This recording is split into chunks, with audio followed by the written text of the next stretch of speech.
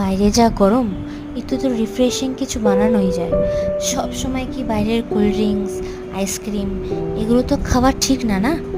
তো আজ সেই ভেবেই বানিয়ে ফেললাম ঘরে রিফ্রেশিং একটা শরবত, আম পানা।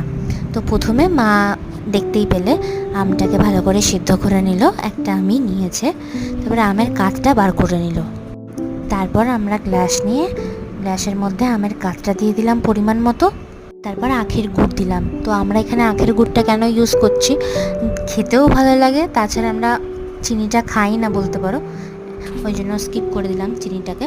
তো তারপরে জল দিয়ে ভালো করে মিক্সড করার পরে একে একে বিট লবণ, আমচুর পাউডার, ভাজা জিরের গুঁড়ো একটু পরিমাণে দিয়ে ভালো করে মিক্সড করে নেওয়ার পরে ব্যাস চটজলদি খেয়ে নাও, হয়ে যাবে রিফ্রেশ একদম। আর যাই শরবতটা খেতে ভালো লাগে না, দারুণ লাগে। তোমরাও বানাও, খুব সিম্পল জানো তো।